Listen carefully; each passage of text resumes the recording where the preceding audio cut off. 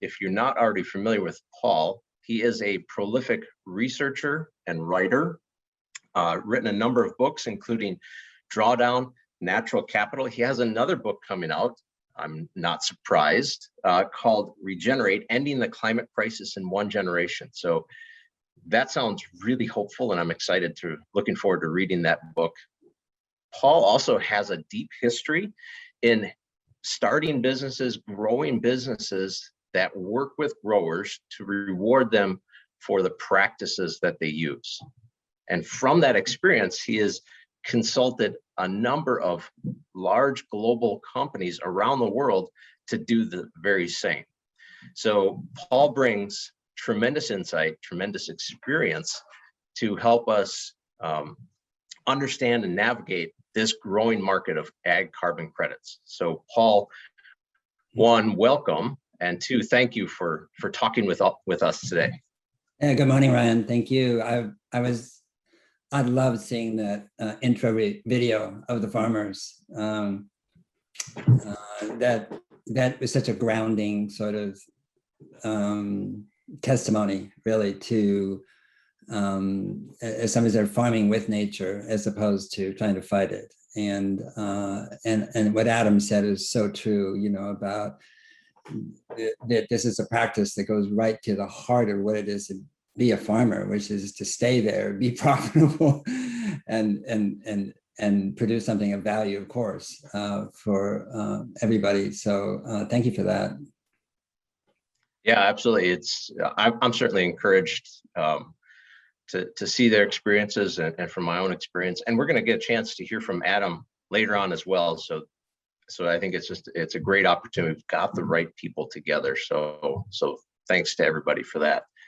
So Paul, my first question for you, so you advise some of the largest companies in the world on sustainability and supply chains.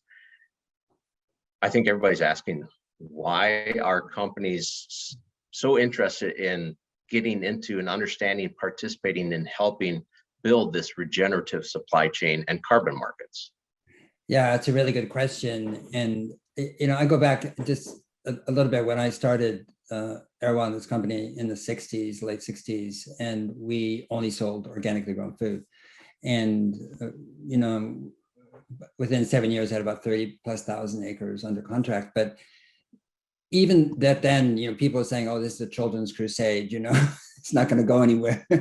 This is just some hippies or whatever, you know, who want to eat this type of food. And we were always sort of mocked in the press. And now it's a $60-70 billion industry. And regenerative ag in some ways started the same way, which is, well, that's fine for you, but I'm a farmer, I've got a business to run.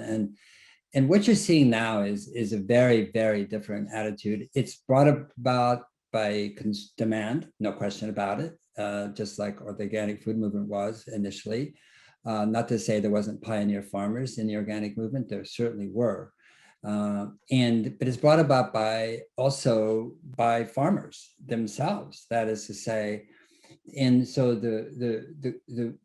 there's a plethora of farmers in the United States and Canada and other countries as well and so forth, who switched to regenerative agricultural practices for themselves.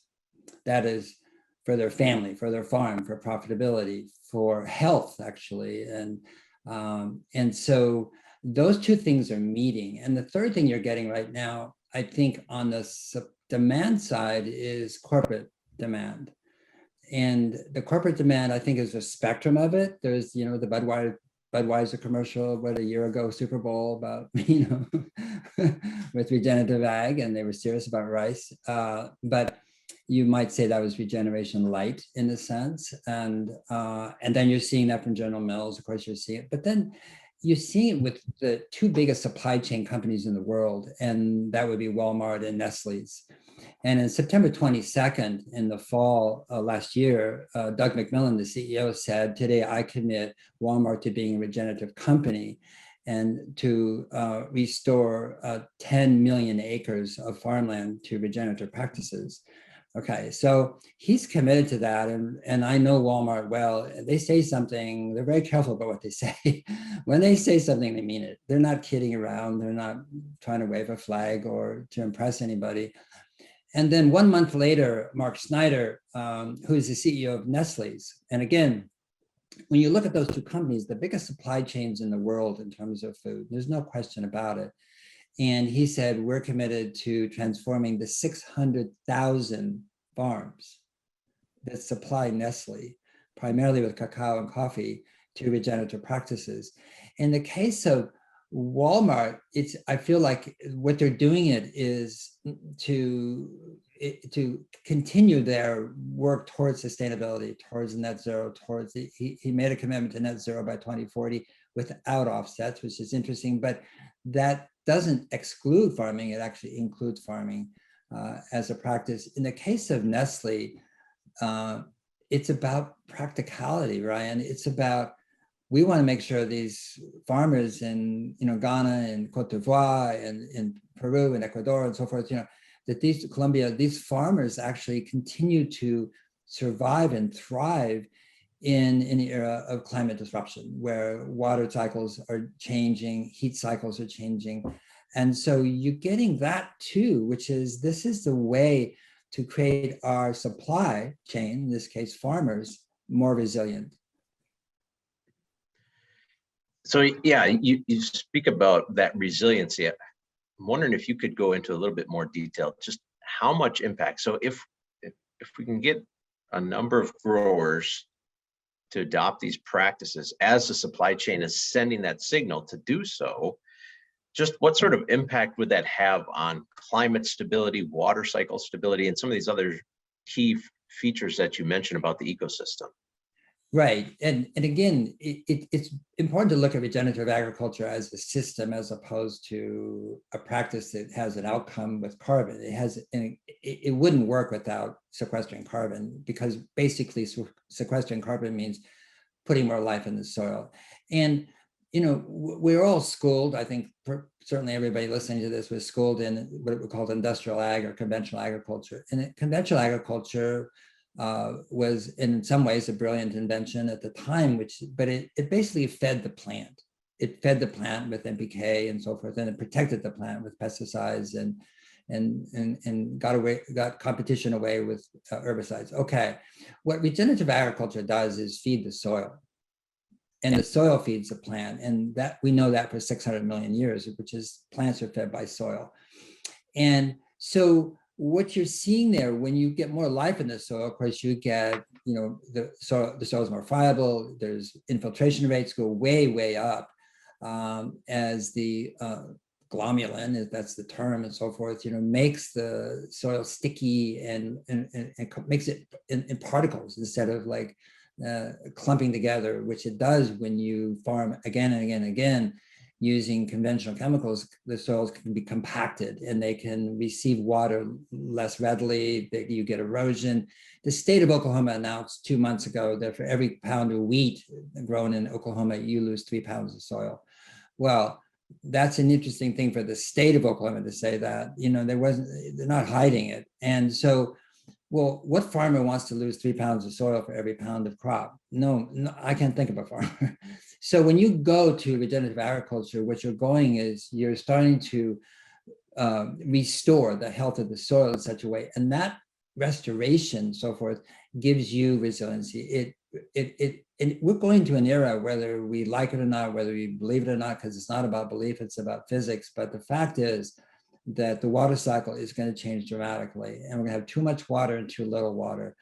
And obviously the farmers in Iowa dealt with that with the derecho, and then we're dealing it in the West right now with the mega drought that's apparently as big as the last one 1,200 years ago.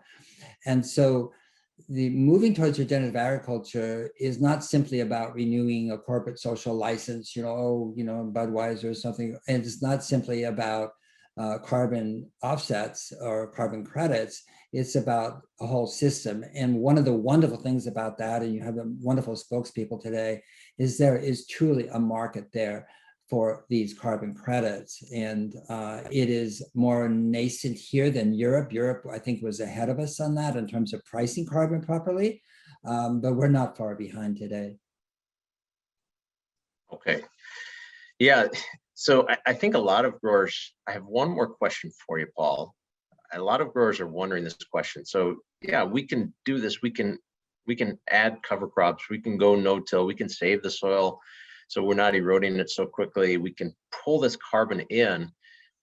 But I think a lot of growers are worried that that'll become a license for others to just either continue what they're doing or increase the amount of pollution that's going to occur. So you've talked with hundreds of companies around the world. Tell us, is that something that's going to happen? Yes and no. There's no question about it that companies have made net zero commitments, and without really explaining how they were going to do it.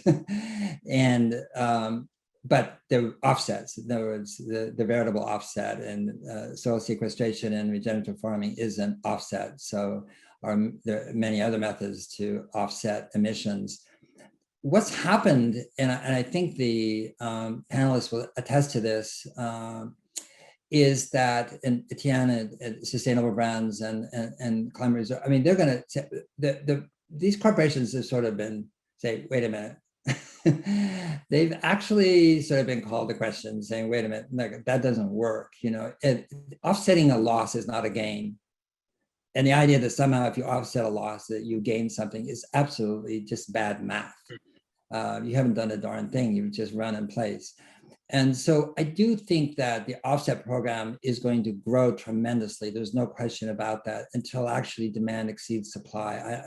I hope that day will come. But in the meantime, I feel like there is enough pressure, and there's from to banking to finance to the corporations themselves, from consumers, from the government itself, in some cases from policy, to say, basically it has to be better than net zero. In other words, you have to really reduce your emissions. And those are happening in any case. And I thought it was interesting that the biggest company in the world, that is to say Walmart, said we will achieve our net zero by 2040 without using offsets. And that sounds like they're not going to do carbon credit for soil. That's not true, actually, so forth. They're moving to regenerative agriculture for every reason, including offsets and so forth. But they're not using it as a measurement against their other emissions, is what I'm trying to say. And I think that is the kind of maturity that is coming out from the corporations, and I feel like that is going to be the standard by which we measure corporate commitments to the carbon markets. Yeah, I appreciate that insight, Paul. To me, it feels like what you're indicating is that the leadership within corporate America and globally is becoming highly aware that you can't simply gloss over it and stamp over that they bought a certain amount of credits. Credits will play an important role in them achieving their goal, but they're very cognizant that it is not a license to just go out and do something else. Absolutely. When sustainability became a watchword, the guide for corporations, there's no question that corporations were saying, oh, we need to renew our social license. Let's hire somebody. We'll have a department over there that does sustainability. Meanwhile, we have a business to run. Okay.